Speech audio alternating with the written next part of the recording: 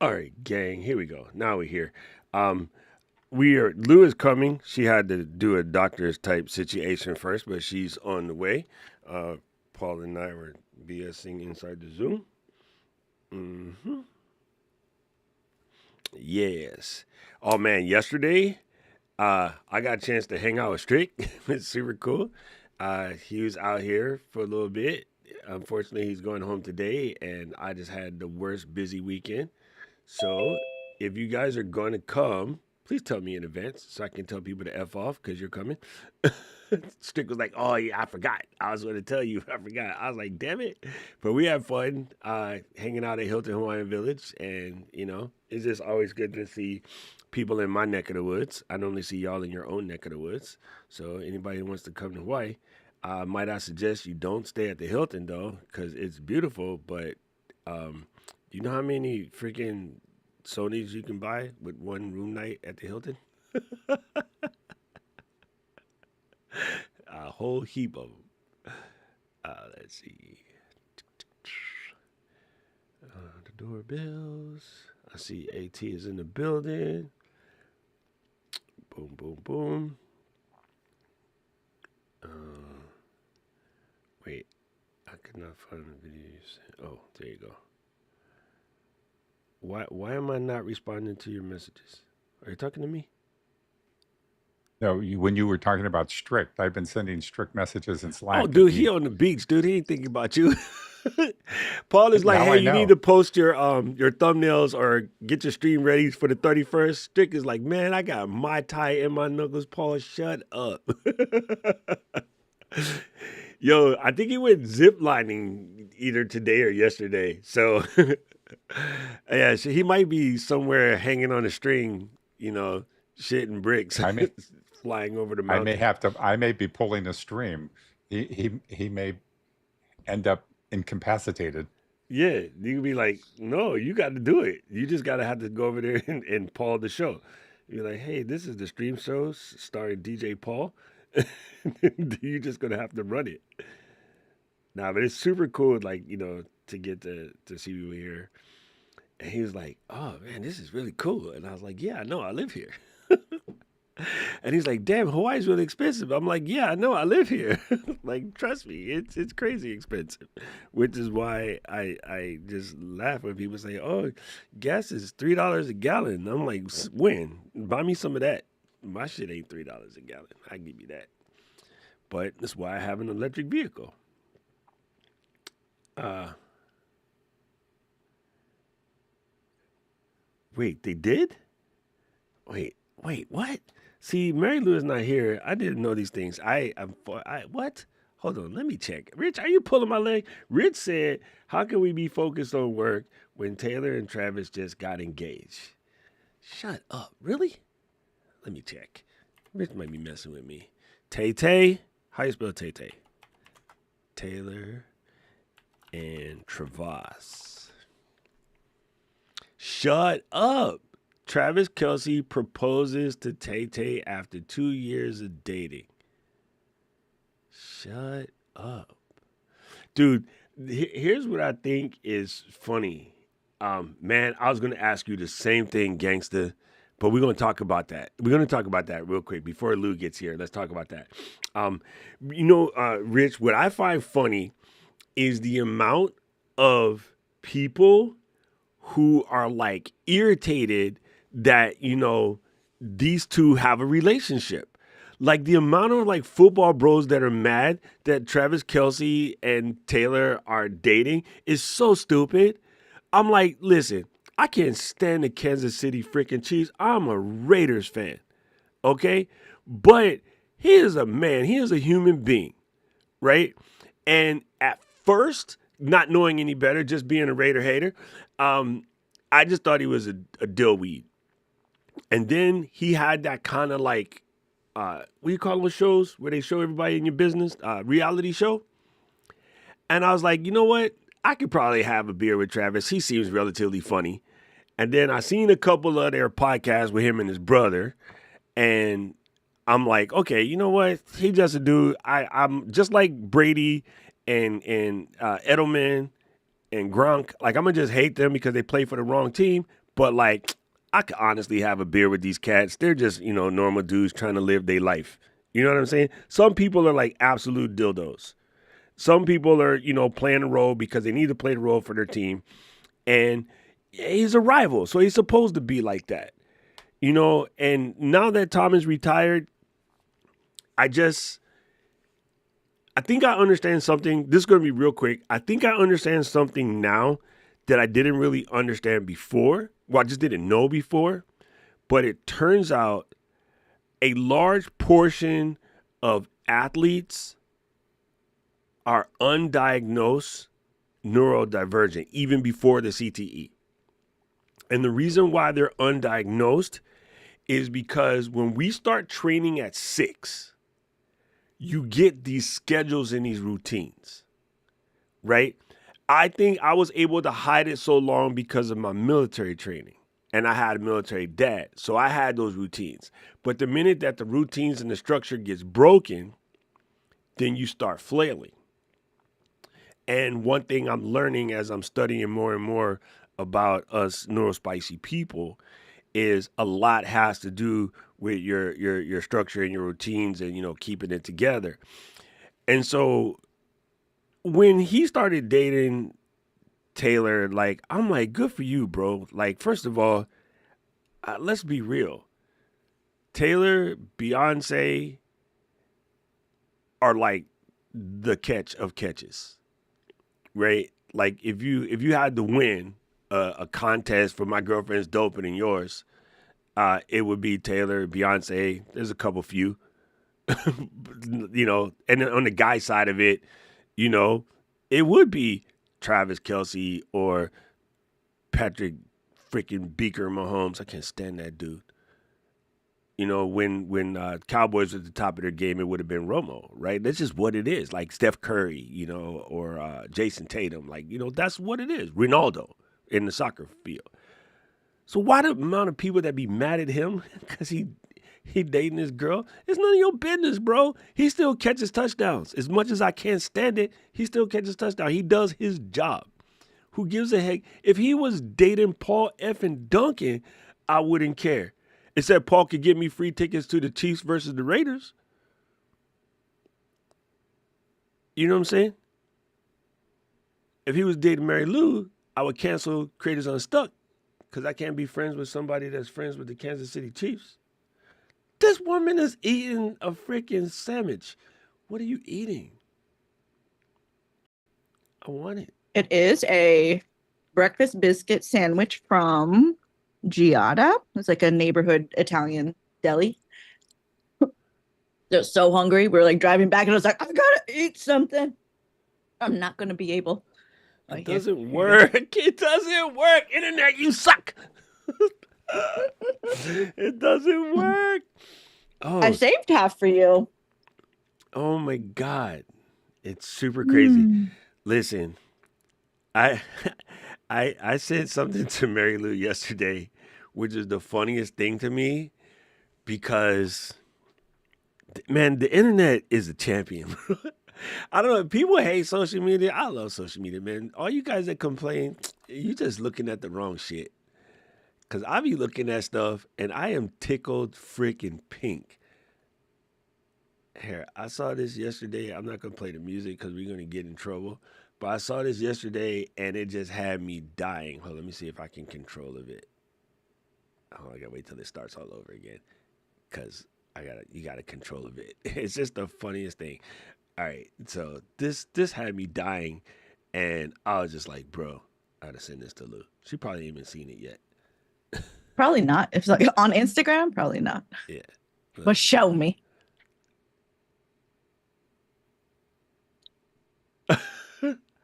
What's the caption say? It says friendship is so weird. You just pick a human you've met and that you like, and you're like, yep, this is the one.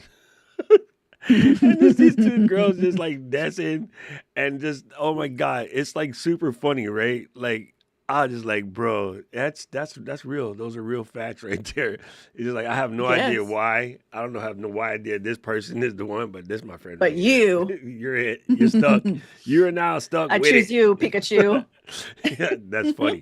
Oh, Eden, she's not here to hear that one. That would have been perfect. Oh, we uh, do but pick her. We do pick our but yeah, Pikachu. it's really funny the amount of people that care so much what Travis and Taylor are doing. It's like, shut up, bro. Your life will be so much better if you just smiled when somebody else was happy.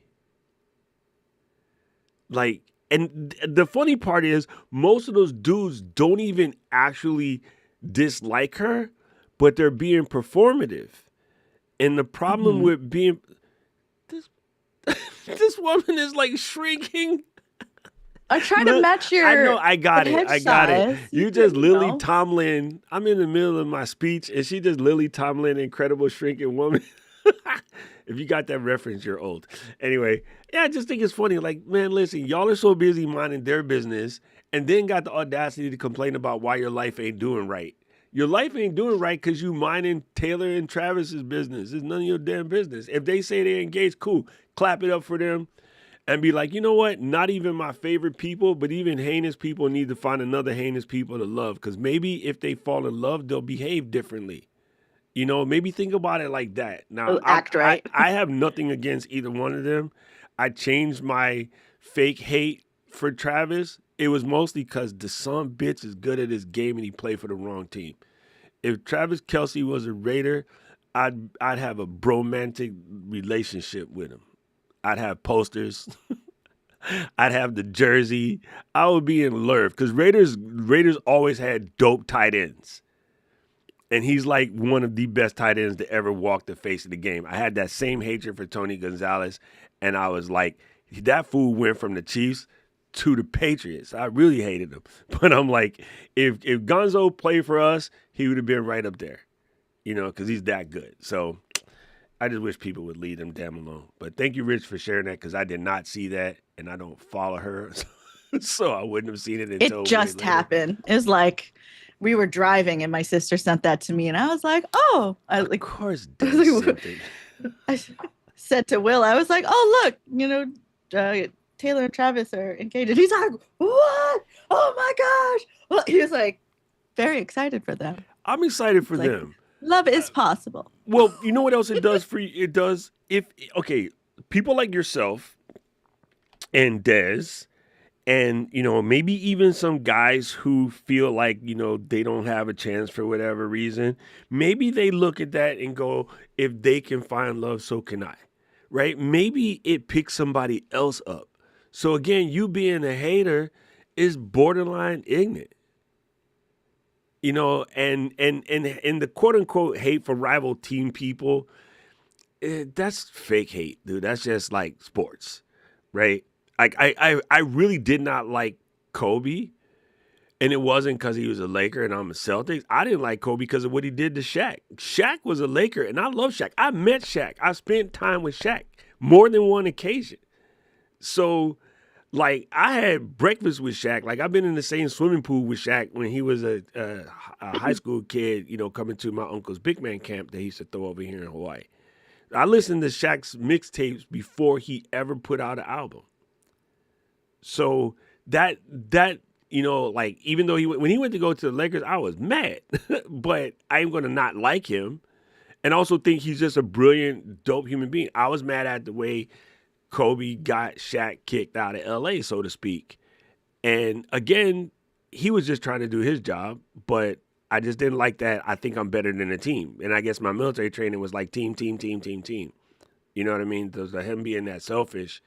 And again, that story could have been blown out of proportion for us the way that it needed to be told.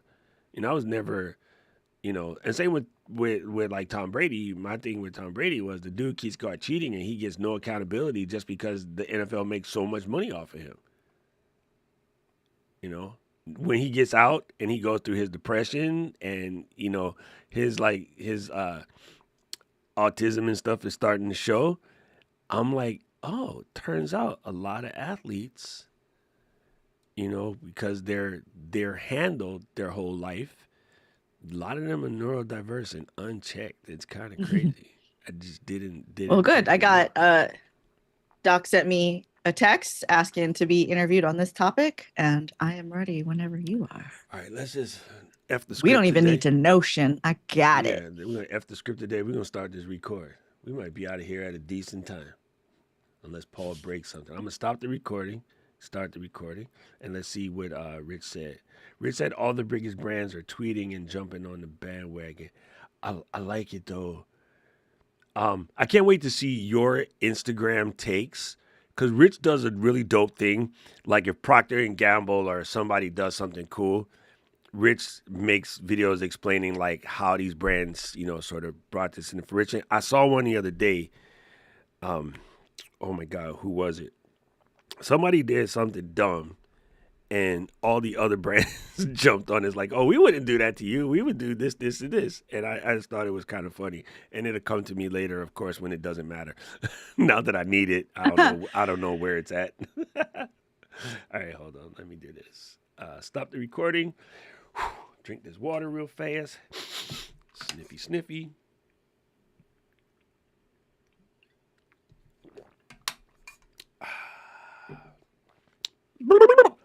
Ooh, my back. My back is being a hoe. I don't appreciate it.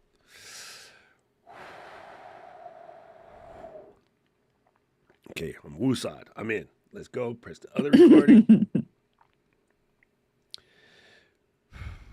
Creators Unstuck.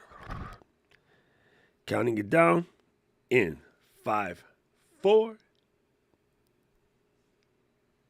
Just like there are so many different ways to think about things as a human, this, of course, applies to our creators.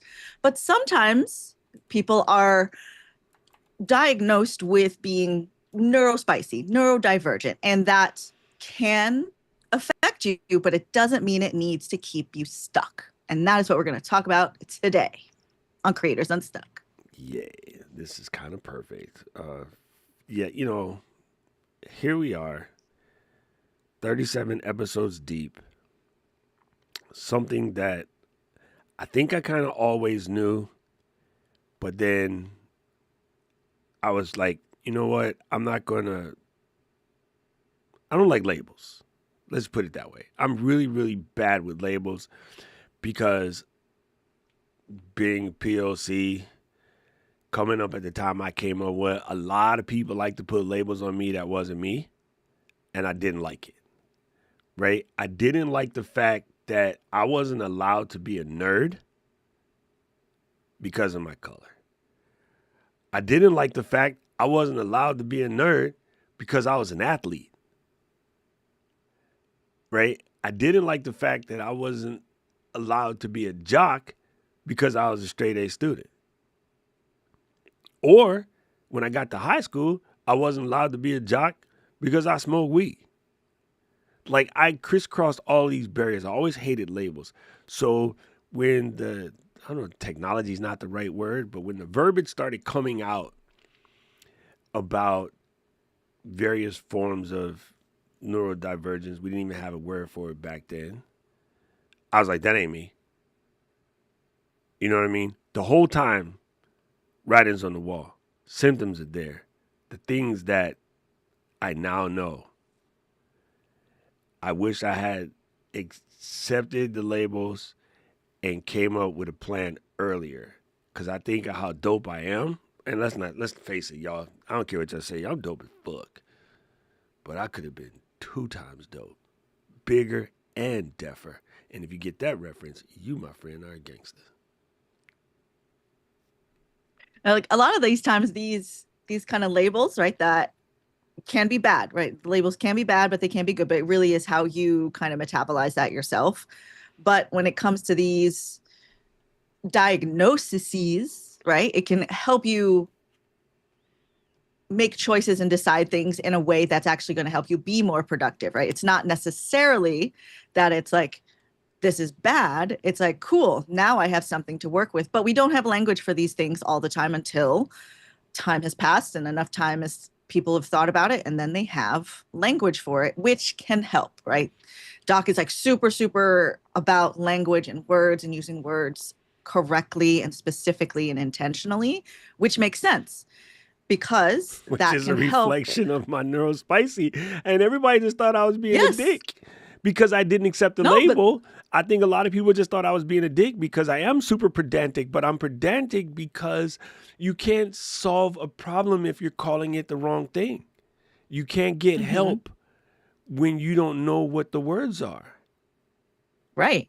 And like for, the world at large, it didn't have the words neurodivergence, right? That like didn't exist as you were growing up. For some people, they do not have the words of latency. They don't have the words yet to explain the thing that, they're trying to communicate and they need help with. My question for you to get started with I'm is taking what notes, is by the way, people. When y'all see me doing this, I'm not bored. I'm taking notes because I'm like a sponge right now. I don't know if you ever get like this, but this is new to me. And I want to not only give in, but I want to make sure that I can help somebody else who's been afraid to get diagnosed or kind of know, but maybe don't even have the money to get diagnosed or whatever the case may be. I want to be a resource for those people that's like OLD ADHD. It's my new joint. I'm sorry. Go ahead, Lou. I'm just taking notes. well, and with this, like even if you're not diagnosed officially, right? That is okay. But if you hear things that we talk about that maybe seem like, okay, it is a little hard for me to focus, maybe this is helpful, then it doesn't matter. Yes. The being diagnosed is not the important part. It is a way of communicating the thing that's happening or communicating a state of being, but it is not the yes or no of if it exists or not, right? So as we get started, you had said to me neurospicy, I know neurodivergence. Tell me what that means to you and how it applies to you specifically. I have for many times said to you guys, just how my brain works. Like I'm sorry for my musical Tourette's. It's just how my brain works. Or, you know, Paul and them are like, plan, write this down, do whatever. I'm like, yo, I could just jump in and go with the flow. That's just how my brain works. So I always had these, that's just how my brain works in quotation marks, as opposed to accepting the label of whatever my neural differentness is, right? Right. So, And that can be a couple of different things, right? What's neurodivergence so is the common ones, autism, autism, ADHD, right? ADHD, ADD, and then Mm-hmm. there's presentations. Paul said the label is pain in the ass. Shut up, Paul. There's You got presentations of PITA. PITA. There's presentations of you have one of the three or all of the three. And the reality is everybody has parts of all of it. Everybody has instances of, lack of focus or hyper focus or attention deficit or hyperactivity. Everybody goes through these throughout their lives. The problem is those of us that have it, you technically can't control it the way you think you're controlling it. So a prime example, people will say that your procrastination is lazy. But a lot of times, for those of us who have sort of the hero complex, the procrastination is, I could do it under pressure. Because under pressure, I get to shine, I get to excel, I get to run my dopamine. Like that addiction is the addiction to the pressure. So you say, why does this person constantly put themselves in high pressure situations? That is a signifier of neurodivergence. Like you like the dopamine, right?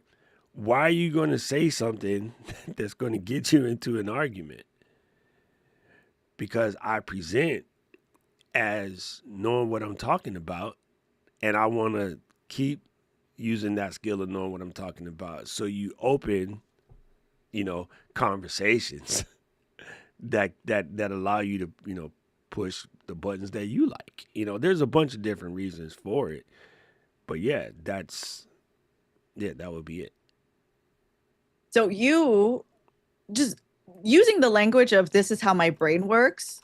Anyone who's watching or listening, there are things that you can pick up that you're like, but this is how my brain works, right? And we can fight against it by going through our lives, listening to what society says should be and how things should be. But there is no should be. Like it's not that, black and white. There's every shade of the rainbow.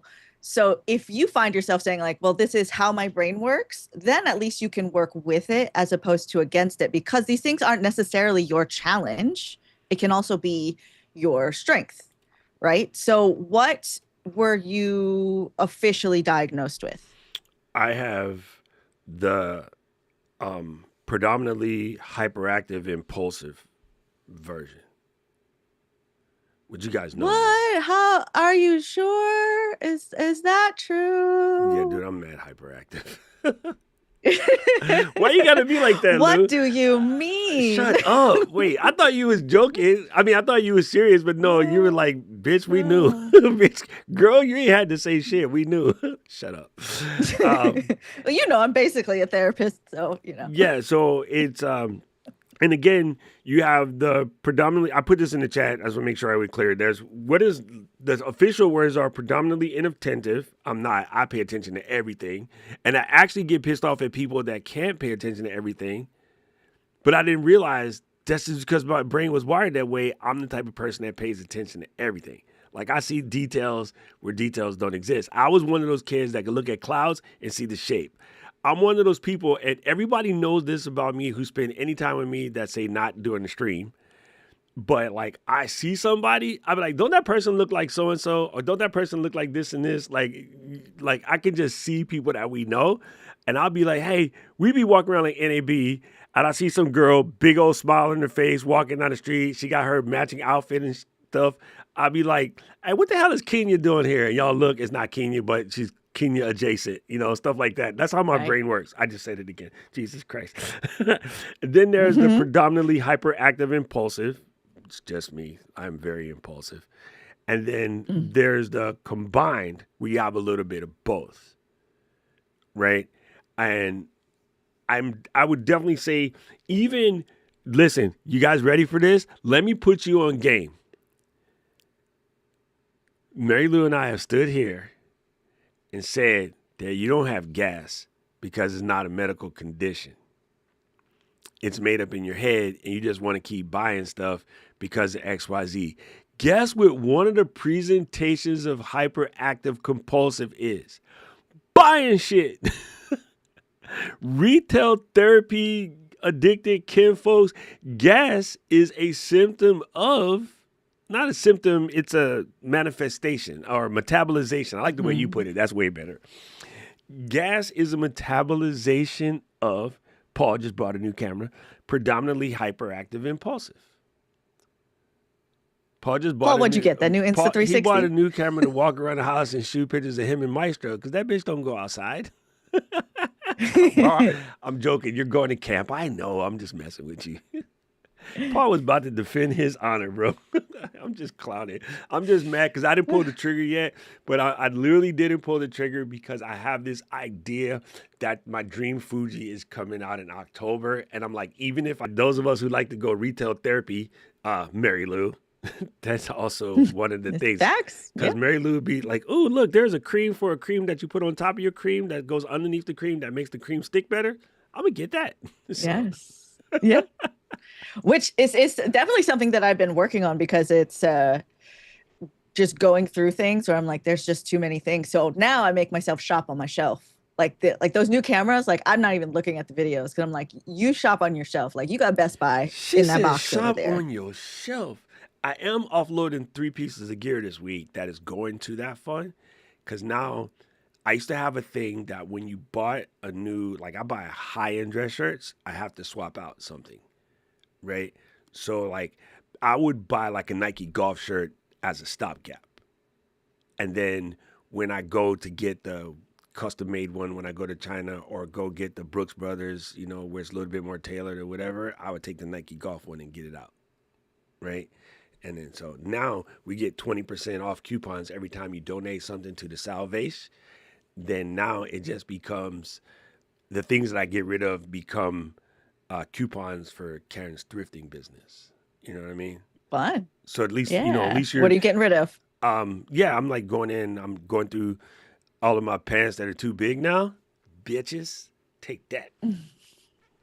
I am officially under 240 for the first time since like the pandemic. I went from Congratulations. 276 down to 139.2. That was a couple days ago. I Wow. might be less than that right now. Now, okay, so in like thinking about medications and thinking about you chose to take care of yourself in this way with the shot that now potentially connected to you having more mental capacity to think about, well, what about these other things that could be addressed, right? And then now you can actually think about, you're not like, is my heart going to explode? You're like, we're under control. We're taking control of this. We're taking control of our body and our health. Can I maybe look at therapy and look at what other things can be looked at? But it can't be misunderstood, right? Because like you might get a diagnosis, right? Like even like diabetic, like I remember like hearing somebody really like, oh, I got diagnosed as pre-diabetic. And I was like, yeah, okay. So then like what do we do about this? Mm-hmm. It's not a death sentence Nope. unless it is. And even at that Well, the point, reason what why do you we get do? diagnosed How do as we live? pre is so that you can do something about it, right? I Yes. got told, all right, dude, you getting close, homie. Like this glucose is Mm-hmm. up in the 160s, and I was like, so, and then she was like, fool, that's pre-diabetic, and like diabetes leads to so many other things. And I'm like, all right. So I came back, hit the internet. I started looking deeper, peer test reviews, read a couple Medi journeys. And I was like, oh, I didn't know that. Ooh, I didn't know that this, I didn't know that. And when I started to break it down, I was like, yeah, that's a no go for me. Right. Like, oh, absolutely not. I finally found my purpose. The first time someone told me that, I was like, whatever. I'll like not drink that much soda and see what happens. And then it went down. And so then I said, okay, if that's the correlation, then I could just cancel soda. I don't need it. I just like for me, it wasn't the sweet taste. It was the burn in the back of the throat. So I just switched to Pellegrino. Long before LaCrue and all this other shit came out, I basically had Pellegrino and the Italian one, Aqua Perma or whatever. Nobody else was in the game, right? And then eventually, my Cali friends are like, "Have you ever heard of Topo Chico?" Nah, what's that? Taste this and get that bass from the top. Oh snap! Oh my god! It was like, oh, that one burned like, ugh. Oh yeah, it like But punches you in the face. It's but in so good. Hawaii, you can't get Tope Cheeks. So every time I would go to the mainland, first thing I do get like a case of Tope Cheeks and lock myself in the Airbnb. And then Whole Foods came here. We started to be able to get it. And then Amazon would ship it at one point. I was paying extra to ship in the Topo Cheeks. And then these other brands started popping off. And now it's normal, right? But back in the day, I went as far as to, this is how the brain works. I went as far as to taking a CO2 canister that we used to use for auto racing and mix it with a pressure valve thingy and a special thing called a capinator that I could use to carbonate my own water. Because SodaStream was ignorant. They wouldn't ship cartridges to Hawaii. And plus, I was like, that little 60-liter cartridge is so tiny, I can get a 5-pound tank for like 1/3 the cost just by going to the gas supply, which happens to be about 3 miles away from here. So I went crazy. I was like carbonating my own stuff. Everybody's like, what the heck is this fire extinguisher on your kitchen counter? I'm like, nah, watch this. 2 liter bottle. Here you go. And I would just send people home with sparkling water. And it was like, what the hell kind of nerd shit? This is how my brain works. You know, you give me a It I is. I had ice baby syndrome. Give me a problem, yo, I'll solve it. Take out the hook, let my DJ revolve it. I would solve any problem. I was super good at it. Maybe so much to the so that sometimes I would be more focused on solving the problem and not necessarily. Once I know I can solve it, now that's over. I'm no longer interested. And if I go all the way back to the dating game, that was it. I used to solve a problem. As soon as that problem was solved, you're Not dismissed. interested. Wait, what? Yeah. You're like, Everything's I going can good. fix her. Nah, you're good. Beat it. Beat it, squirrel. Set you free. Set you free. Run away. Run. Don't Fly. you dare. Be free. Okay, so with this new information that you have, which is more just like confirmation of information you already knew, what have you picked up that helps you with your creative workflow that you know was probably a result of this way of existing, of this neurodivergence? I wrote down this list. And you know me, I'm super hard on the labels. I don't like the nomenclature that the people used, but I get the pattern, and it kind of has me. Oh man, for some reason my teleprompter is doing like put the letters and then slightly down and over, so it's like double printing, but I can't restart it while we're live because I'd never seen this happen before, and I was like, yo, it's making it hard to read. But I'll put this here so I can see it. So the first thing is, and for me, it was friend, family, person in need comes through, and they do the flag. And I've said this on many times. It's the name of a song. It's just how I call it. But my friends have always said you have a Captain Save-A-Ho mentality. It's an old song back in the day. It's like if somebody's in trouble, yo, I'm there. I was a paramedic, for Christ's sakes. Like, this is how it works, right? So somebody raised the red flag, they're in need. First thing you do, commit to that response. Paul said you shouldn't have cleaned it. Commit to that responsibility. All right, yeah, I got it. No problem. Many of you may have done this to you. So if I did, this is my 12 steps where I say I'm sorry. Yeah, I can solve that. No problem. Okay. So you go in. And then you start the task or the project, and then the ADHD part starts to kick in. You lose focus. You get time blind in the situation. Or hyper focus. And then you can't solve it. And the minute you can't solve it, that unclosed loop, that pressure comes in. Now, they use the word stress. I don't use that word, but I don't care how you call it. I'll let you call it stress if that's your word. I don't use that word. And that pressure comes in to solve something or to fix something that maybe I don't have the ability to, or it's just not my problem. Maybe the problem originally allied with the original requester, but I'm not there yet. So I'm still trying to solve for X, and that X can't be solved. And then what then happens is when you realize you can't solve it or you feel stuck, you procrastinate. And the way that procrastination shows up, right? And I'll break this back to creating in a second. The way that procrastination shows up is, let me go do what I like, right? I'm going to hit the club. I'm going to go shopping. I'm going to jump in the beam and, get that sucker up to 8th gear. I don't know if you know about Beamers, but when that sucker hit 8th gear, you flying. Grab the camera, go out and shoot something, go make a short, go do something altogether different, right? And then once you come back and realize you still can't solve it, you kind of want to get up. But then you start feeling the pressure, the guilt, the stress, the exhaustion of A, an open loop, or B, you letting somebody down. Then you start beating yourself up. damn it, Doc, why can't you do this? Like, you know better than this. Like, you are a content freaking genius. Why can't you solve this problem? What the is wrong with you? Right? And then, so sometimes that self medication becomes doing something else impulsive that just makes you feel good to put away that. And that becomes a cycle.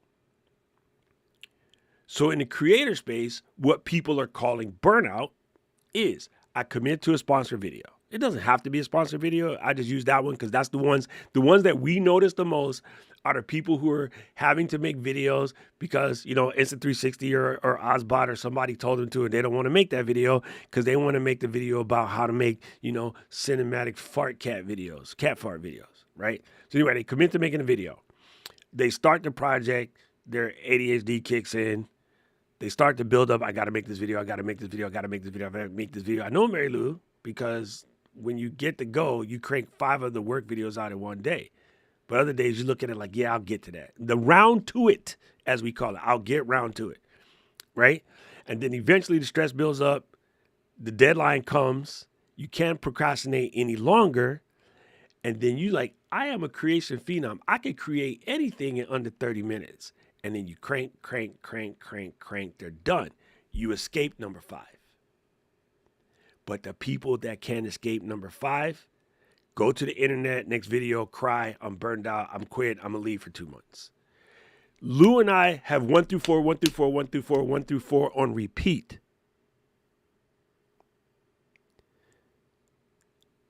And I'm gonna look at the little Zoom window. This is Paul. He don't know this is Paul, but this is Paul. Community says, P Dunks, you are Stream Deck queen. Girl, put your weight up, make these Stream Deck videos. Paul's like, yeah, you're right. And then he gets down to do it, and then his version of ADHD is, I'm not ready. I'm not good enough, whatever the case may be, right? Which is just baggage. Somebody else put that shit on Paul. We know Paul's gangster. Then the stress builds up. Yo, I'm letting Doc, Paul, Aubrey, Alicia, Gretchen, Luis, and the other people who I've talked about, I'm letting them down. Once he gets the feeling that he's letting us down, it breaks Paul. And then his form of doing something impulsive is disappear. Or I got to deal with these other moderator things that are going on, which are going on, but we have a whole team of them. But Paul would take that instead because that's what I want to do. That's what I like to do. There's nothing wrong with that. But when we start pushing Paul to level 5, he just like, nah, bitch, I'm out. And now that I know that what this is, I think I could do better for helping people get past number 5. And as I say that, yo, I absolutely still suck at number 5. Number 5 be hitting me with straight rights. But I just don't give up. Because I have tattooed I ain't no bitch on my forehead. And I made such a big deal about being a thug and being a gangster, I never give it up. And it got disguised as a superpower. But maybe it's not a superpower. Because I'm not accepting that. I'm pushing away people that could be helped because they're just like, oh, this asshole thinking shit don't stink because he can just do the last part. But then I beat myself up. Y'all don't see because I did number 5, but number 6 for me was like, bitch, you are way better than that. Why you put out that trash? So when you push past number 5, do you have number 6? What's number 5 and number 6 again? Number 5 is instead of giving it up, like number 5 is normally you give the pressure to want to give up, you scream burnout, you go to the internet, you make a crybaby video, or you're just completely exhausted, you want to quit, you don't complete the task. I think we have manifested enough gumption to complete the task, but when I complete it, I go I just wrote number 6. It doesn't exist in the DSM-5 part. My number 6 is beat myself up for putting out some absolute dookie. Even It to the wasn't good point enough. when people come through and are like, yo, this is great. And I'm like, that's because you don't know no better, dipshit. No, that was trash.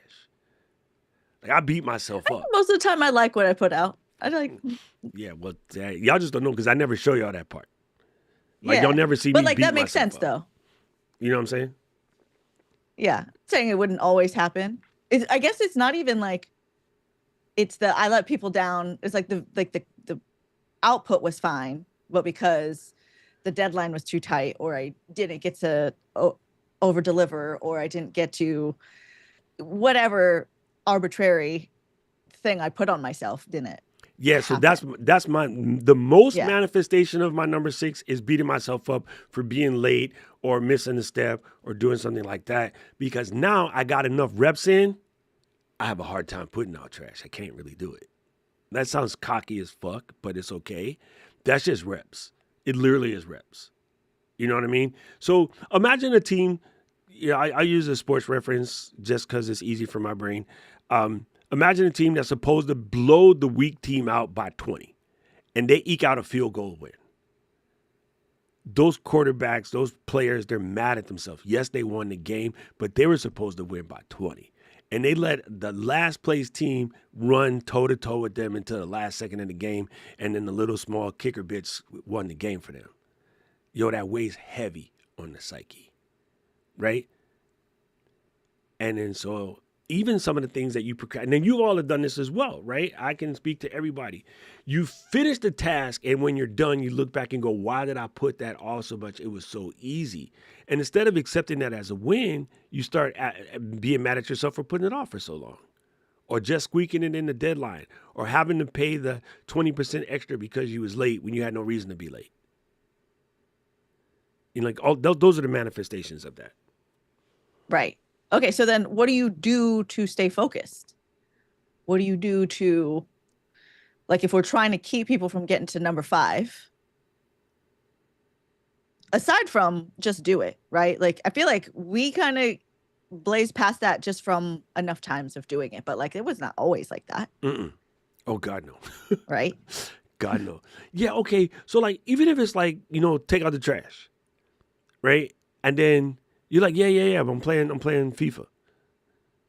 And then it's like, I got to run downstairs. Why? Oh, I got a meeting with Paul and Mary Lou. All right, you're supposed to take out the trash. Yeah, I don't have time right now. I'll do it when I come back.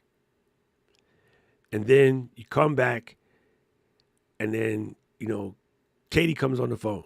Caleb comes on the phone. Then you come back, and then it's like, okay, we got to run to this other thing. And then you come back, and when you get back the last time, the trash is gone. Then you're like, oh, I was going to take out the trash. Yeah, bitch, but you didn't. And now you feel mad because it was something that would have taken you a second, and you didn't do it. So now you feel mad because you let, your other part down because you didn't take out the trash when all you had to do was just do it. It was like a 5-second thing. This is where the old techniques of if I could do it in 2 minutes, just do it, works for some people. For people who are hyperactive or hyper-focused, yes, I can do it in 2 minutes, but there's time blindness. 2 minutes was done if you're willing to let 80% go. But if you're a 110%er, Paul C, 2 minutes turns into 20. Because you had to re-render it, because you had to color grade it, because you wanted to add that one clip where Chris Tucker and Ice Cube go, damn! So you had to go to the internet and download it and fix the audio and reformat it to fit your frame. And it was just like one little piece that just would have made the video a little better, right? If you could have 80%ed it, which means slap the title and thumbnail and press go, you could have done it in a couple of seconds. But because you needed to, you've been in CapCut, girl, I seen you. I just need to add this one more thing. And now one more thing takes 20 minutes. because you can't get it just right. Now you turned a whole bunch of other take out the trashes into number fives. And that's how we get effed up. So the first thing that you can do, which I have had no choice but to do with this $2.99, bitches, $2.99. Tomorrow going to be $300. I hit a Yes. perfect game come tomorrow, provided I don't get hit by a bus today. Put yourself in a situation where you cannot do anything but take the 80. So I've been putting myself in situations where I have no choice but to take the 80. So Mary Lou said, Batcherman, you'll be good. And my brain said, yeah, dope. And then I still be in the hotel, 5 minutes to 12, in the bathroom, fucked up lighting, towel on the floor, making the video in the bathroom. Because you like that adrenaline. That's like your spice. We're going That's to a what you're commercial into. break right now. Shut up, Mary Lou. Yeah. Yes, But, like, I would get definitely it. say I'm Yeah. addicted to adrenaline. People say, how did you make it through the 80s, working in a nightclub and do all this other shit and avoid like cocaine? I got my adrenaline in a different way. You know? Probably so. Who's the dude that think he can fight the most that has the hottest chick? I'ma take her. Good. Tell that bitch to say something to me. Like, I had these weird ways of not doing cocaine. You know, take the adrenaline somewhere else. What do you want to do in the Army? There's a plane. Let's jump out of that bitch. Right? Or Yeah. Why not? here's a car. Let's get the fastest one. You know, Brady just popped up in the chat. Here's a normal size wave for normal people that just want to be wet. Here's let's ride some crazy shit that will get you killed. Well, okay, so here's something that Doc has done in front of our very eyes, right? Is take the thing where, so if it was like you have a list of videos you want to do, you can't get them done, there's a deadline, you can make 100 of them. What he did was reframe the schedule so he's always up against this deadline, which is midnight, right? Or whatever time. Midnight. And then he can replicate this more effectively and efficiently, and then builds up multiple wins, and then builds the confidence of, oh, I can do this. Right. That's where it's like there's the virtue of like, oh, you didn't wait until the last minute. Right. But I was thinking about this recently. Like, I have been like this since middle Birth. school. Right. Yeah. Like, it's like always. And I have tried every which way to break myself of these things, even to the point of right now, like I'm trying to just make myself take more time because I'm always rushing to something. Everything is always up against the deadline. But it's like, but is it? Or what can we do to actually work with the way that we act, right? So if I know I am always going to like be like this, right? If I accept this as how my brain works, how can I work with it? The way Doc's working with it is making the deadline every day. One of the things that's helpful is Paul. Because now there's a person that I can't let down. You know what I mean? So, or even for like this, like there's you. There's a person that I can't let down. Katie even said it this morning with the flow. Like she had to get over her fear of being on camera or whatever because I was there and there's a person that she can't let down. And I'm willing to bet that you and I got this way because our parents didn't know how to parent for a neurodivergent kid. It just didn't exist. And even today, parents don't know how to do that. So I think now my chronic push it to the edge was I can't hit this lady because A, she's a girl, B, she's my mama. C, I really enjoy my teeth. They're kind of cute. So the only way I could hit her is to piss her off by running to the car with my book bags, shit sloppy, not, together, whatever. Everybody knows that before, when I go to school, when I was dressed, like I was suited and booted. But like I come out the house looking like a tornado. because it would irritate the shit out of my mother. Yeah, that's true. Like I've never thought about it that way. Like it was a form of rebellion, Yeah. Even right? Because I definitely would be like if you're not mad clean up at your until I other was yelled half, at. you would do things that would just slightly piss them off as a form of rebellion, even though that doesn't benefit anybody. You don't have to say things hateful to piss them off because maybe we're not that type of people, but we'll just do something that pisses them off. So they be in a hurry. I'm going to just walk a little bit slower, let you feel what it feels like to be disappointed because they disappointed you. And instead of just confessing and being like, hey, you know what? I really need you to be here for this, this, and this. We would be like, okay, bitch, you wait till it's your turn. I'm still putting on my foundation, right? And maybe you don't even do it with that thought. Maybe you're not even that manipulative because we have time blindness. Lou, we done this ourselves. What time are we supposed to leave? Paul's like, we got to leave at 5:30. Okay, cool. At 5 o'clock, we're like, we got to leave at 5:30. Oh, I got 20 minutes to add something else. We could do this. We could shoot a reel real quick, or we could post this. So we started doing that shit. And Paul is like done. He is sitting in the lobby, got his backpack on deck, got his Osmo in his hand.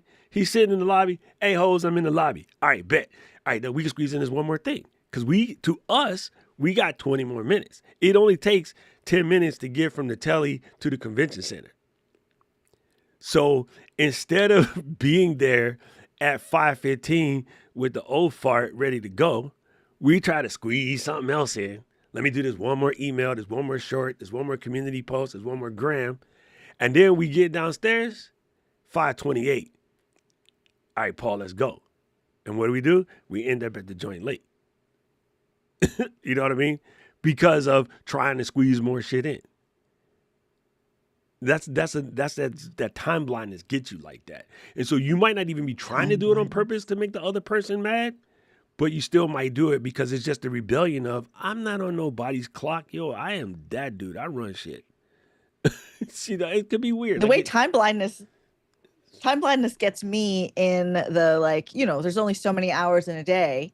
And I'll be like, great, today I'm going to do these 1,000 things. And then when I get to the end of the day, I'm like, I did nothing. Yeah. I'm such a waste. I wasted the day. And Will's like, legitimately, you did 900 things. Yes. I was like, but I didn't do the 1,000. Yes. I did nothing. Right? The time blindness of like not really, under acknowledging. I guess it's like, I understand how many hours are in a day, but it's easier for me to set myself up to disappoint myself. Right? Because there's an addiction to that. Yeah, that's from our parents. We have we both have an addiction to disappointment. Yeah, because we were raised by disappointment. Right. And so because that allows us to shine in, I can do it from sisters is doing it for themselves. And because we excel at sisters is doing it for themselves, we can put ourselves in situations to get disappointed so that we can turn around and fix it. Yeah. Shut up. So Barry we can Lou. be Captain Save a Hose. You're getting into my head. Captain Save Ourselves. All right. So now that you've got this kind of self-awareness, what has shifted or changed for you?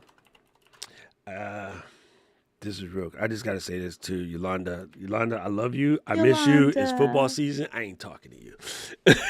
I'm just joking. I'm joking.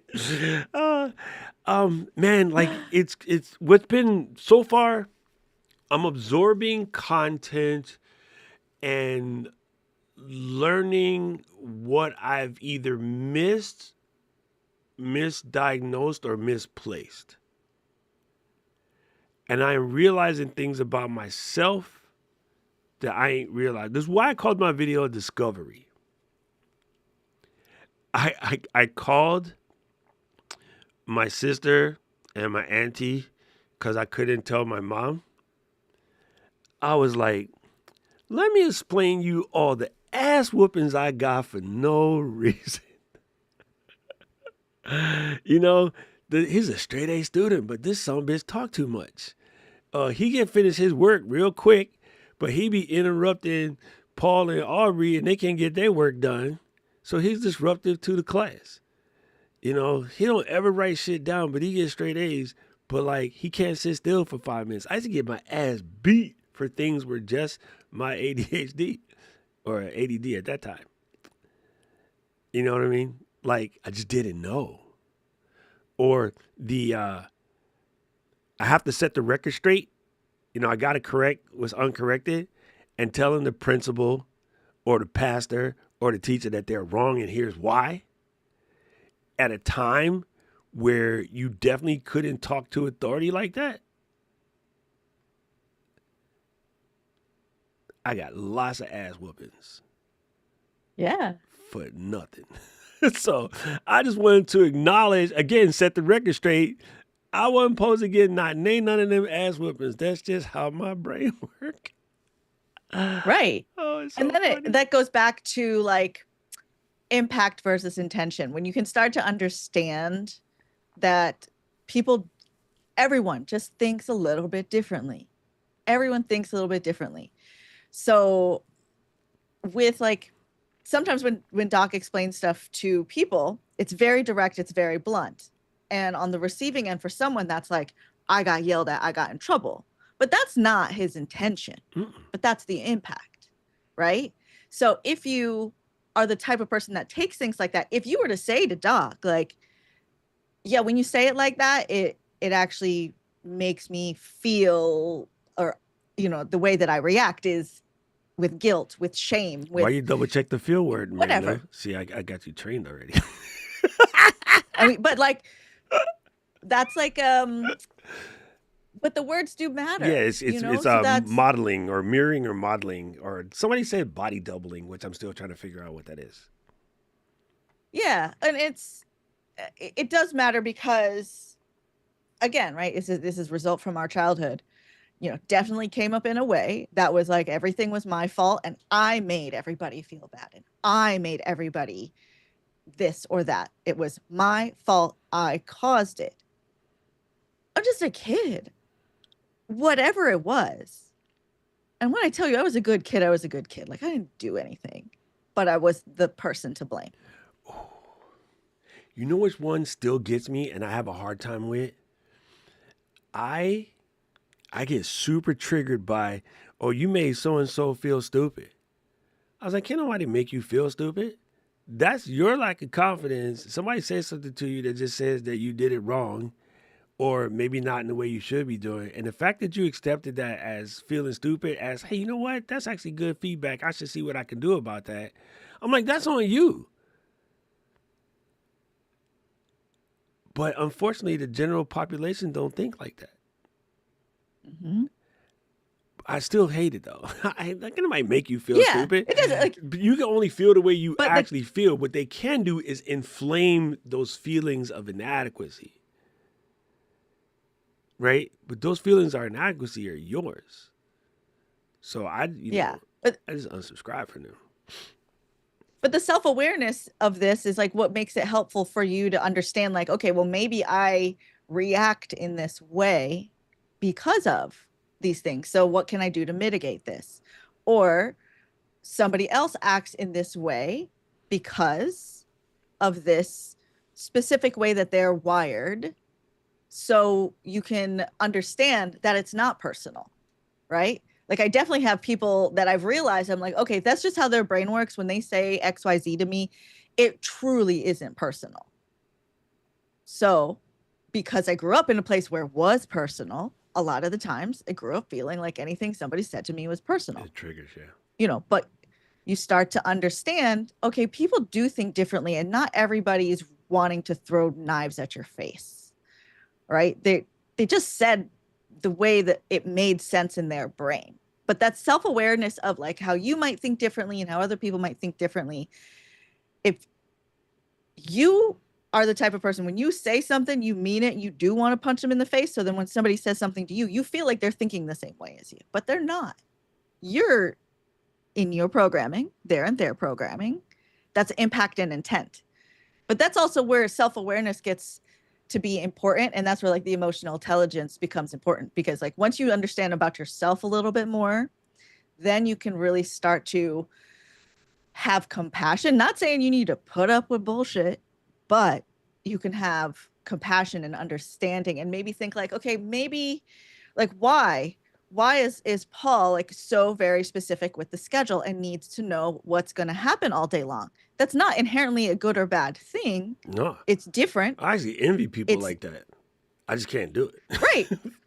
But there's something in Paul's wiring where that is what he needs for safety. That's what he needs to feel productive and forward moving and good in the world.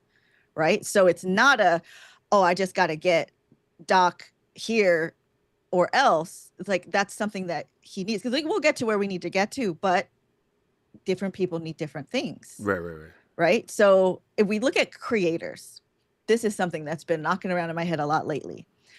You said you get jealous of people who like get the schedule and like y'all. I am jealous of the people who can pick one thing and that's their one thing. Speak on that I again. get so jealous of somebody who's like, I do crochet and that's my content is crochet, and they can go live the rest of their world. Yeah. And it not bleed into this. Like this is just this thing, and they, they do other things. They You like ever other wonder things. why the Brit over here is the most successful channel in our thing?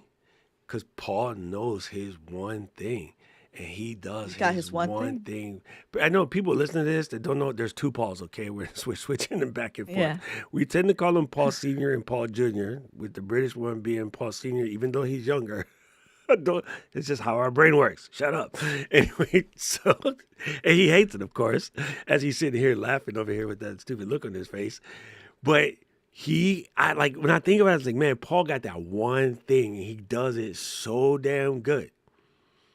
But hey, one of the things that comes with Neurospicy is you get Kentucky Fried Chicken, bro. You getting 11 herbs and spices. We ain't got time for one. Right. Paul can just do salt, call it a day. The rest of us, And actually, he's British. They don't have no damn seasoning in their food. Never mind. And then like not being able to pick the niche, right? It's that exact thing you talked about earlier of, well, I needed to solve a problem. Great. I made enough content to solve that problem. I don't need to solve that problem anymore. Oh, the So I'm Instagram done. quit. That was your diversity spicing it up. You're like, I am done with IG. Peace out. Like, we're done. Like, there's enough information. You don't need it from me. I don't need to solve this problem. Bye. Right? So let me go do something else. But most humans, well, actually, I don't know. Like, I don't know percentage, but like we come across a lot of people, especially in our audience here, because why do people get stuck? They feel like they need to think the way someone else thinks, the way society is telling them. In order to succeed, you need to think this way. You need to pick the one lane. But I argue from now years of doing this, and I go back to like in college, I couldn't pick a major. In, like doing whatever auditions, they were like, what in hosting stuff, they're like, oh, so are you entertainment, are you red carpet, are you movie, are you music? I'm like, whatever, I'll talk about it. Yeah. Whatever you need me to talk about, I'm going to talk about. And for me to be now 42 years old and I'm like, it's still this. I go on my journals and I can go to like any rando page in any journal. It's the, what am I supposed to be doing? I want to do all these things. Now, how much time was wasted in the trying to pick something, or if we just do the thing that's interesting right now and then adjust later? Because what's happening to a lot of people when you get stuck is that you're not doing. You're getting stuck in your version of Neurospicy, right? So in the planning, like again with Paul Duncan, loves his planning, and it's a very good thing. Like that's what Paul Duncan is, a producer. I don't think you guys understand. Like he will make it happen, but Facts. he can't schedule himself to make his videos because that might just be how he thinks. Yeah. It might be like if there was a talent and he needed to get them on schedule, he would do it. Sorry for that, for doubling up this. Yeah. The hero part is solving somebody else's problem allows Paul's best nurturing thing to shine, right? Paul is a nurse fish, and the nurse fish is underneath the shark. But if the sharks don't have nurse fish, they die. You know what I'm saying? And instead of us pushing Paul to shark, maybe we need to let that bitch be a nurse fish. Just let him be. Seriously. You know what I'm And like we saying? think about that for ourselves. Whatever So you are, I am if you let saying yourself to do it. all of our people who we love messing with Paul, we gotta stop telling them to create these videos because it ain't gonna happen. So now that it's not gonna happen, what we're gonna do though, I figured this out. I was mad Adderalled up the other day, and I figured it out. I wrote it the hell down. Paul is gonna be exactly where Paul is right now, in the back corner of the Zoom. I'm gonna go live. I'm gonna run the Stream Deck workshop. And instead of coming as I know what the fuck I'm talking about, I'm gonna come as I don't know what the fuck I'm talking about. Paul, what is it? What's the answer? So now I get to be the host. I get to run the videos. I get to make a fool out of myself because I don't care. Paul still gets to be the nurse fish, and I get to be a shark. Yeah. And the community gets what they need. We talked about this on Saturday. I mentioned it on the end of the stream Saturday. Who is in for we're going to have the Stream Deck workshop hosted by myself and Paul. But this takes the burden off of her. And then when we're done, we can take those clips. Because you know what this gangster is good at? This dude chop up clips the way I used to chop up a brick. Right? So he going to throw it together, cut it, turn it into some smaller, Package it, put it in little packages, baggies. put it back up, and then we just Hide send it it in back your out to the jacket. corner that's called YouTube. Slanging. Me and Paul going into the Stream Deck slanging business. And so we talked about this in class on Saturday. I was in a rush, so I didn't really have the whole breakdown. But I literally did say this, that, if we know that pressure just really, really pisses off the dunks, and you ain't gonna change some 70-year-old dude's mind. He old and curmudgeon-y. So why we just flip the scripts and make it work where he shines the most? Like, let dude live in his superhero shit, Yeah. And Do you we think all of how know many Robin times- ran the show, dude. Batman was just there, but Robin did all of the hard shit. Everyone's like, over this way. Let's Yeah, go. let's go. We're late. To the Batmobile. Robin and Alfred, right? Let's go. Robin already in the car. With With the backpack in his Osmo 360, waiting. Just ready to go. He's like already there. But this is when you start to kind of get some self-awareness. You can actually work with what works for you, where you can actually progress. But then also, if you really are looking at it, you can start to understand how other people might be thinking differently. Then how can we work with that? Doing the solution of you guys doing a workshop where Doc is driving, but Paul is there. When Paul's like doesn't have time to make videos, right? He spends 2 hours with us on Tuesdays, 2 hours with you on Saturday, however many times It's more behind like the 4 or scenes 5 on Saturday, actually. right. Like, so there is like the not time is the not the thing, Nope. but it is not his way of working. So there's a resistance. Yeah. But like that's a brilliant solution. You can easily make the video. Like we could stop this right now and we could just make the rest of the thing Stream Deck videos and it would be game over. Then these Stream Deck videos are done. Yeah. And Right? and so, when I thought about that, and so I want to make sure that I address Gretchen. This is what I said. Maybe you missed the part of that statement when I said, I still hate the fact that, you make somebody feel stupid, but I do kind of understand it better where that's coming from. Because I also understand the points when I browbeat myself and I go, hey, you stupid. Hey, you did this. Hey, you did that. I know what those presentations are for me. Right? And so I'm just in control of when I feel stupid. Nobody else can make me feel stupid. I feel stupid because I did something that I just believe in being in control of it. Right? I don't believe in blaming God. I don't believe in blaming the devil. I don't believe in blaming the higher powers or whatever. Because it's funny how when something goes good, you blame that person. But when something goes bad, you don't have nobody to blame.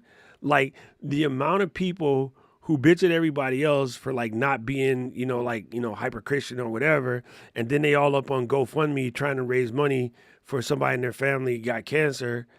And I was like, oh, when we had COVID, you said God got you. Now that, unfortunately, and I'm not a dick, but unfortunately somebody in your family got cancer and now you need us to donate money, what happened to your G? So because I just don't understand that, and I'm not going to diss anybody for it. I don't understand it. It's not my calling, but it just seems really weird that how all of the good things are God's fault, but then now that you realize you need medicine, are we ready to go back to that? So she said you can't completely abdicate personal responsibility when you say you resign the responsibility to the receiver. It's not an abdication; it's an observation. You know what I Right. mean? Because if and I think this has actually happened where like we know from observing Doc for so many years and how he talks, like he will say it straight up, right? I'm pretty sure at some point you said something to me and I'm like, hey, don't talk to me like that. Because I know that he's not meaning to Oh cause shit, calling you a certain MLM, which behavior. is kind of funny, but it's like Yeah. I'm not multi-level marketing you, bitch. No, but like I didn't like that, right? There was like, I don't like how I feel with that. So I just said something and then he doesn't do it It anymore, just right? It's became like Lou. So so simple. much is like in I mean, I communication could call you and Mary Lou, but why? It's just not cool. I'd call you it's whatever. so many syllables. It's so difficult. I'm supposed to be quiet here, but I was going to throw in something. You know, Please tell us. people say a lot of stuff to you over the course of your life, and probably 95% of it you don't remember. Back when I was in high school, I had a counselor. He was a dick, but that counselor told me that I was never going to make anything out of myself in life. Now, out of all the crap that I could have remembered from the past, that has always stuck with me. I know he was a dick. I know he was full of shit. I know that's not true, but I remember that and I'm 70 years old and that's still in my head. Yeah, but I question though, did you use it as a like let me show this jerk? Or is it still it's still a push down somewhere?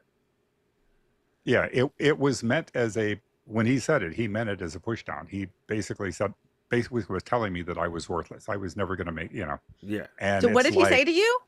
he said, You're never going to make any." He said, "I don't know why you're going to school. You're never going to make anything of your life."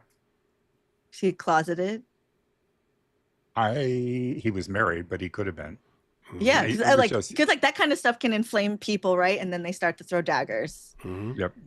So But it was just, it's like, I can't believe out of everything that has ever been told to me, that thing from, back in the early 70s still sits in my little brain. I I have know that, it's Paul. not true, but it's still there. I have one of those. And this is so dumb. And I know I should know better and I know I should be above it. I just can't rise above it. I was adopted basically twice. And if anybody ever wants to see me snap, meaningfully call me a bastard. Yo, I will lose my cookies. And I know I'm smarter than that. And I know I'm not useless. And I know it wasn't because I wasn't wanted. It was partially a financial situation and partially my grandmother meddling and being so hyper religious. The fact of my birth mom having another kid not wedded looked bad for the family because she was high up in the church. So she stole me from my birth mom and put me with my auntie and uncle because they worked for the government and they had good jobs. They had a little bit more money, not a lot more, but a little bit more money.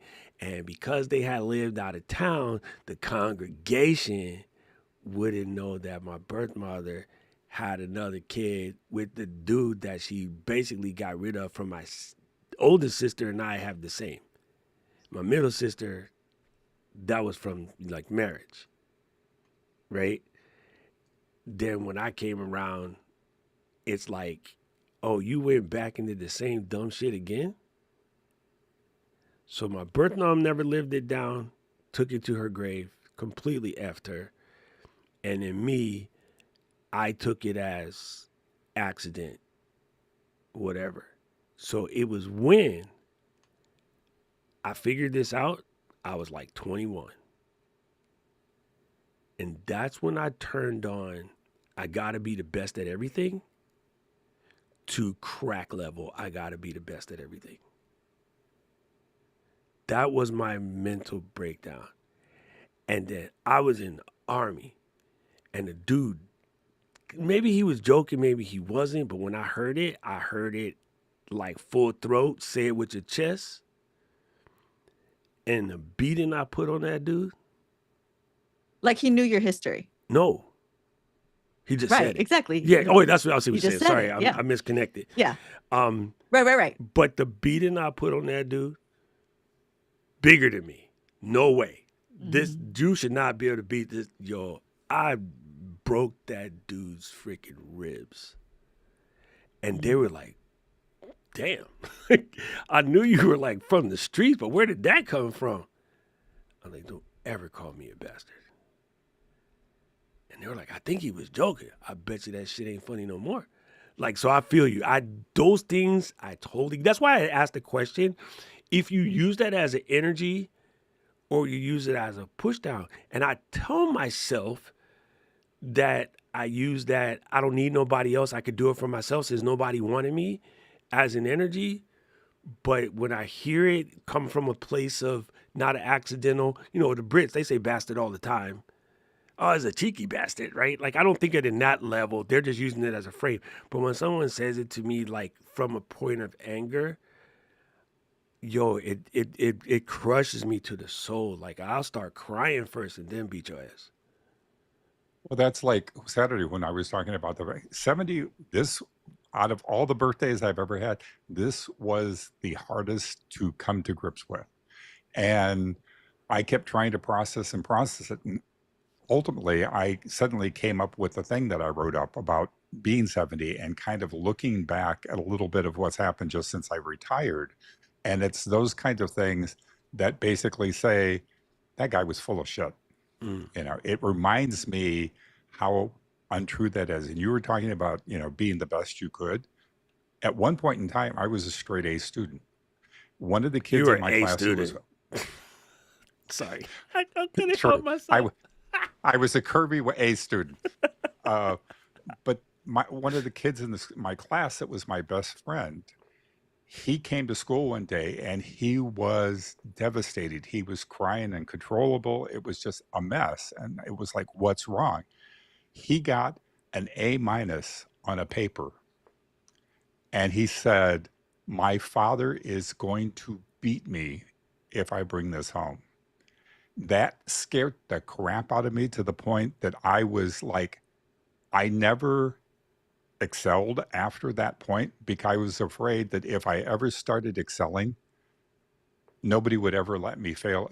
I couldn't fail at anything. I always had to strive. And I went back and looked at some stuff years ago, and it was like when that happened is when I would be a B, sometimes a C, but I would never get the A because I was afraid to. That's crazy. And, not pulling therapy or whatever, I can fully understand the point of not wanting to put out the video for, somebody might say useless again. You're definitely not Yeah. useless. Like, we can't even run half the shit we do without you. But I totally understand that, that feeling and where that comes from. And it's funny, I was thinking today about, this is really weird, bro. As Mary Lou and I are talking about this, me figuring this stuff out, without even knowing it, we are attracting other neurospicy people because your vibe attracts your tribe. So whether diagnosed or not, being neurospicy attracts other neurospicy people. And then for one of the presentations, the telling them to just get over it, it can't work with them. Because especially if they're not medicated, they don't have the tools to get over it. And so I never thought I would say this. Being born constantly being browbeat or being thought less of or being put down for wanting to do better or you are acting or you're being, as Brady's in the chat, we say tantana. In Hawaii, we say you're acting tantana, which means you're like tantana, instead of just being quote unquote, be humble. I couldn't be humble. I was always told I ain't good enough. I couldn't be humble. I was always, you can't do this. I was always told, no, that's never going to happen, or you don't have the ability, or you don't have the money, or you don't have the looks, or you're the wrong color, or you're the wrong this, or you're the wrong that. And so I have always used, fuck what they say, I'm going to do it my way as kind of a power. But one of the things that could happen with neurospicy people is you could also present with anxiety and or depression or the worst cocktail of them all of the above.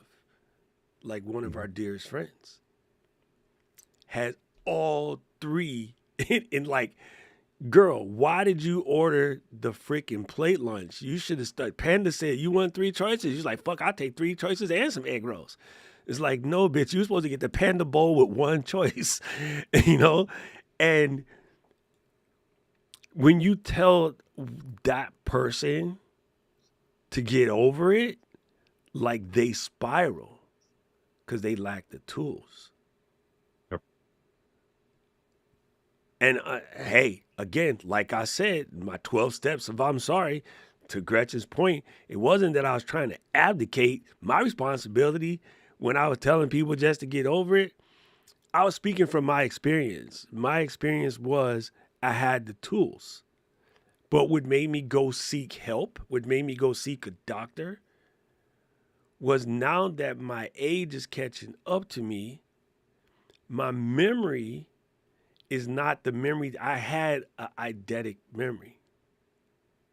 That was probably the one tool that made me hide my diagnosis forever, because I could remember anything and everything that I wanted to. But I would walk into the kitchen with a cup talking about like, what the heck did I come in here for? And just thought nothing of it. Just laughed it off. Oh, that's the weed, because marijuana affects the memory. But when I stopped having the ability to look at a number, walk across the room and write that shit down, that never happened. Yep. Right? When Paul texts me at 8:06 this AM, hey, bitch, you ain't put the stream up yet. What? Oops. Like, that's not supposed to happen for a person with the memory that I have. You guys ask me weird things. I can pull out lyrics to the song. I can give you lines of code. I can tell you where everything is in Ecamm, everything is in Final Cut, DaVinci, all these things. But did I remember to post the stream for Saturday? Nope. So now that I know where some of my perception of asshole come from, maybe I can curb it. Maybe I can't. I don't know. We're about to find out. But at least I know still from the beginning, I never intended to be a dick about it. But I definitely understand now where the perception of dick comes from. That sounds really weird to say that. Where the perception of dick comes from. No, it was a banana in my pocket. Yeah, that's really Well, good. Okay, crazy. so then let's wrap up with, now that you have an official diagnosis, right? Like, you haven't changed. Like, you're No, still you, shit, I'm the right? same The things are asshole still always there. was. You're noticing things. What are some like actionable things that people can do, regardless of what a diagnosis is or isn't? Because also, I like, there's neurodivergent, neurospicy. Like, I argue there maybe is no neuronormative. Oh, thank you. Like, it might not exist, right? So it's just a matter of like, it is our job to figure out how our brains work. So talk to us about your thinking on how you are using this information to work with how your brain works. If I first come to the conclusion that there possibly is no cure, then all I can do is develop systems to try to mitigate it. I honestly don't know what those systems are yet. I have seen so many people talk about this over my last 5 years of being on the net 24/7. I also realized because I generate a magnet for other neurodiverse people, I've watched them come in and talk about their systems and their plans and their actions or whatever. And in denial, I was like, oh, it's not me. I don't need that. You know, like putting a lock on the liquor cabinet. Like, I don't need that. I only drink when I want to drink kind of thing, right?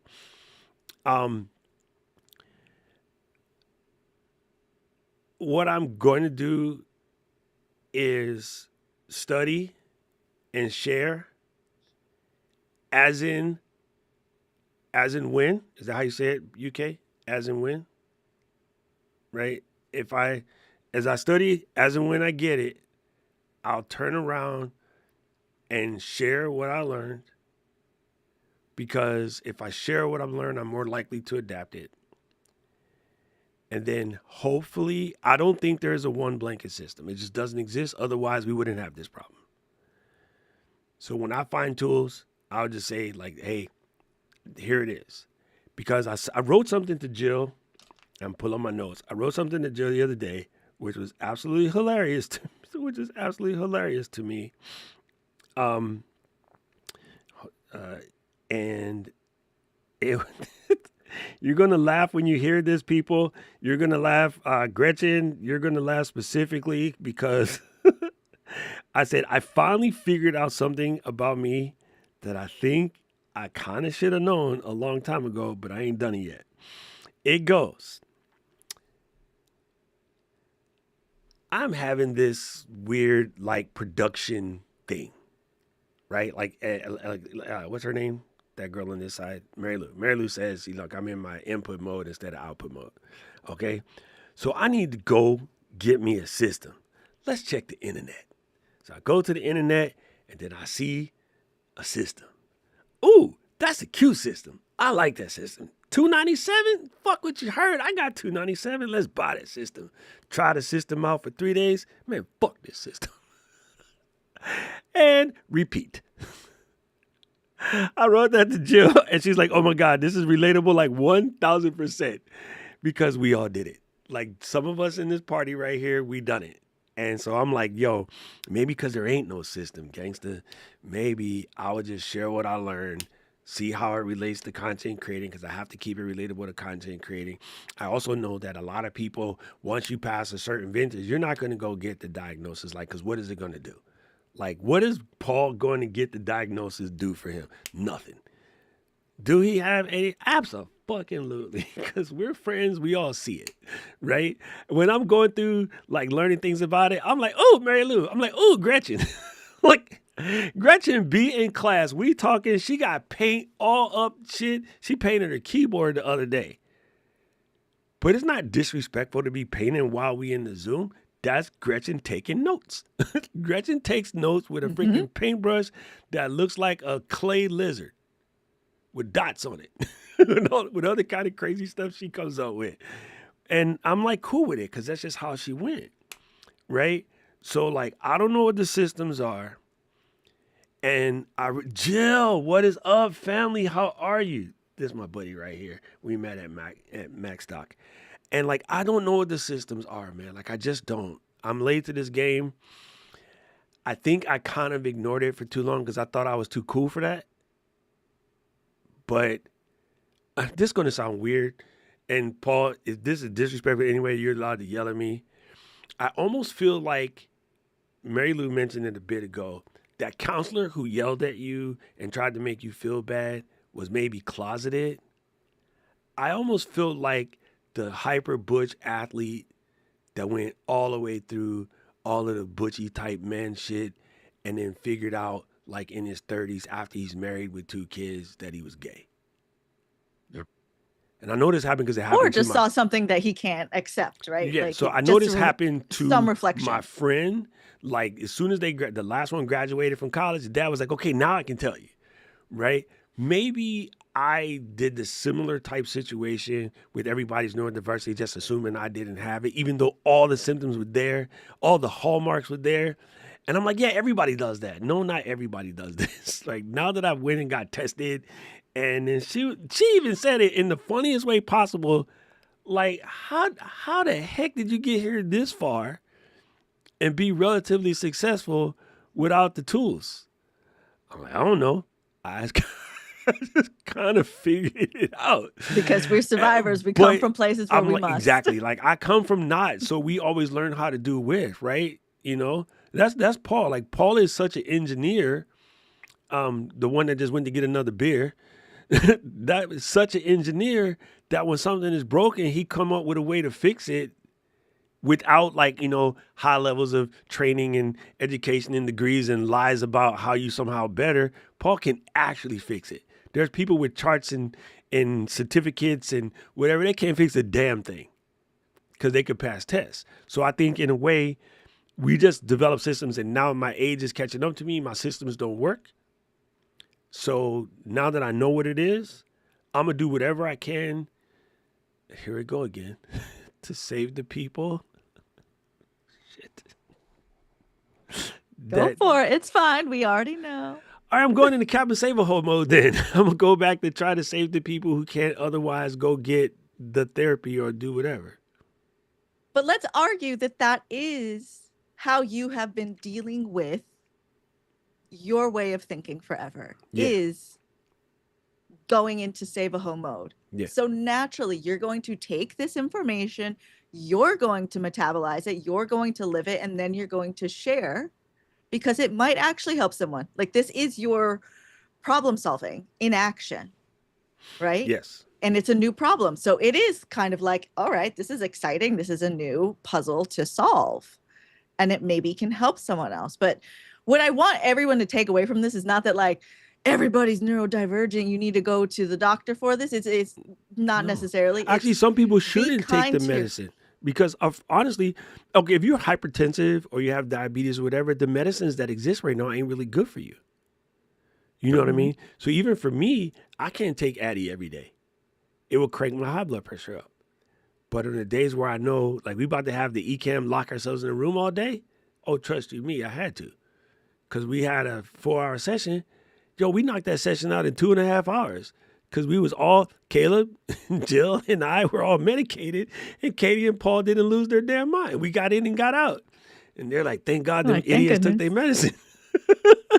So, had I not been medicated, it might have been a longer session. It's simple as that. I think one of the biggest things that hurt us as citizens of planet Earth is everything has to be black or white. And it's like nothing is black and white. It's all, we all live in gray. It's like, but yet we try to like, oh, I'm straight or I'm gay. And it's like, that's not necessarily true. Things don't fall that way. Yeah. So it's like, this whole thing about like it's like we're all somewhere in, when you say, Yes. I think they're on the spectrum. I think we're all on the We're spectrum. all on the spectrum. That's why it's some called point. the Life spectrum, is a spectrum. gangster. And you know what? Here, you want to hear something crazy? Yo, your squad had it on deck before we did because the logo is what? The freaking spectrum. Y'all knew what it was before we did. You know what I mean? Hey, Jill said something super important. She said the GLP-1 fixed my ADHD almost entirely. Then the dose stopped working and it came back, but now I already have my guardrails in place. You know what? I not even thought about the connection, but stimulants do have a lot to do with helping you iron some of it out. Maybe me being on GLP-1s brought me to the conclusion that I needed to get, well, Dad and Mary Lou and freaking Alicia brought me to the conclusion that I needed to go get it checked out. And now I have it. And it was crazy. You can think a little bit clearer. Yeah, the clarity is there.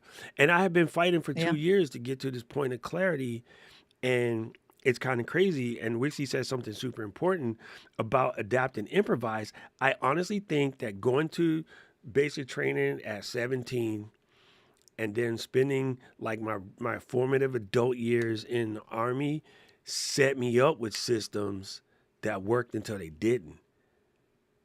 So I was always regimented, and things need to be a certain way and certain orderly. My drawers are folded a certain way. The whip got to be clean. Like my bag is packed out, like all of that kind of hyper organization crap. But then I also have the doom drawer, where it's like I can't organize, just throw it all in there. I got a lot of them. Yeah, doom drawing, doom boxing is a very big manifestation of this. So I take somebody like Jill, who's a book nerd. Her books are probably flawless, but then her sock drawer is probably effed up. You know what I mean? And then like same with Gretchen, like you see her in the studio, her cabinet, her paints and everything is like all designed out. Everything is exactly where it needs to be in her G shed. But in the next part, like the kitchen drawer, everything might be like mad crazy. And that's just manifestation of how we are. We get hyper focused about one thing and let something else go. So again, I'm just going to use this to my ability to learn and share with you guys what I got.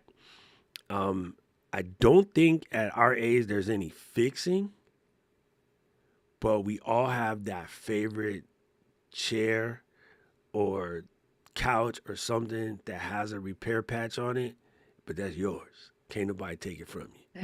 That one jeans with the hole in it, and like, yeah, you could just get a new jeans. No, can't. These jeans is comfortable. These joints fit all of the Yeah. parts exactly straight. So, that's like, And what I've seen from my experience with taking medication, right? I am like diagnosed chronic depression, but for years was I'm lazy, I'm tired, I'm unmotivated, I'm awful, I'm awful, I'm awful, I'm awful, I'm awful, spiral, spiral, spiral. Going to therapy, getting an actual diagnosis, getting on medication, it just lifted the fog enough. I'm like, oh, I see. These lies are flying at me because of where I land on the spectrum of life, right? yeah. So the medication is just like I even feel like the GLP-1s is doing that for people. It's like it just lifted the fog enough for you to see the broken chair and be like, okay, like let's at least see what we can do about this chair. Yep. Maybe I, we do I, something, maybe we don't, but And at if you least we can't don't trip fix on it, it. duck it. So our versions of duct well, tape is different. yeah, I think a lot of times, like medications and stuff like that, it's on a chair. You're on it and it wobbles and all this stuff. And you find out if I take a piece of paper and I fold it up and I stick it under the leg, it straightens it out. Now, if I move this chair around, that paper's going to fall out and that's going to start rocking again. But at least I know how to fix it. I've got something that can help. It's not going to be a permanent fix, but as long as I do what I need to do, the chair's not going to rock. And how do you get And a the nerd in chair the spiral? wobbles and it doesn't wobble. Yep. How do you get a nerd in the spiral? Bring a tech issue that we can't figure out. Right? Because like we did all things that we know. So that's the exact same. So Paul, you're 100% right.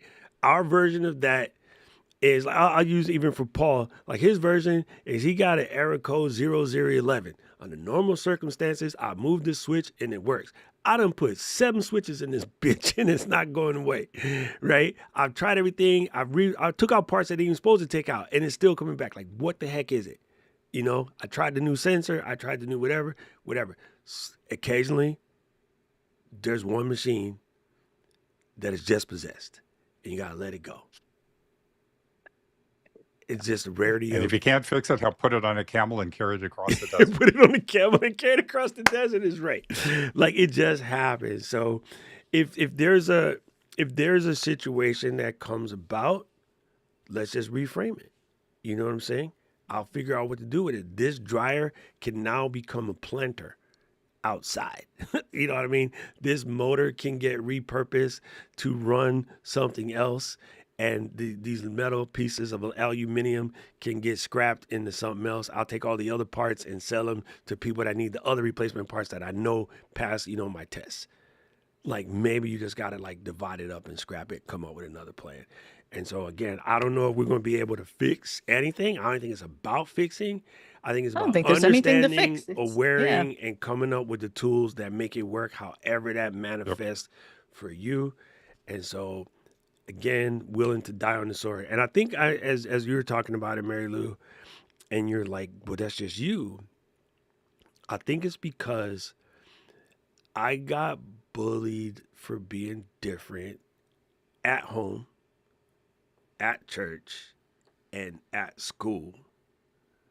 That when I finally had that spurt from like 9 to 10, where I'm no longer pickable,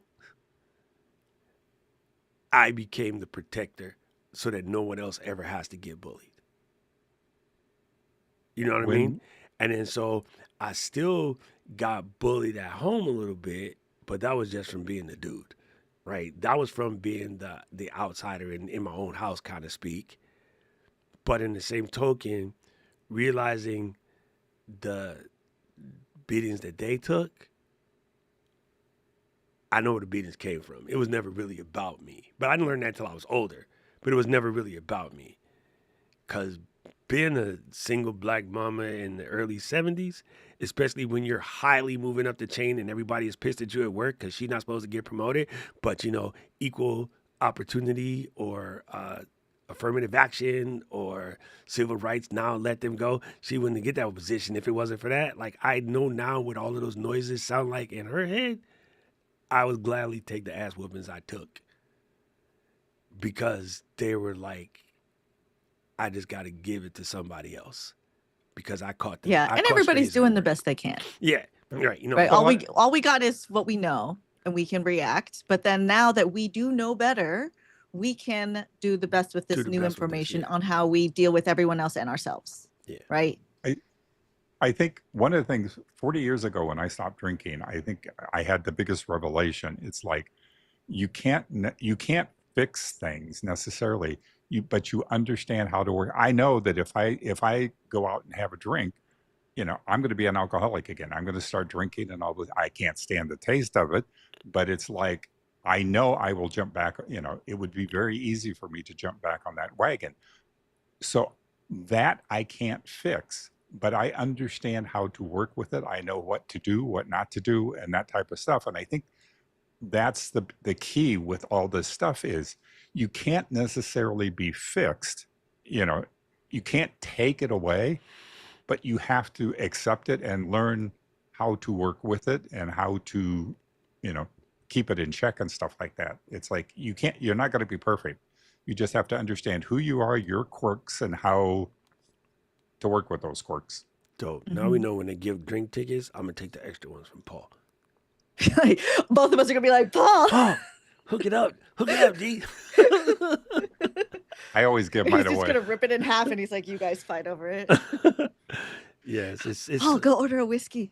this is good, man. Like, I'm still catching up. I'm still figuring it out. I'm still trying to absorb what I can. And yeah, like I don't even know where this is going to take us. But the funniest thing, I will say this as we wrap. People who have been lurking on the channel for a very long time, some of them crawled out of the cracks when I confessed.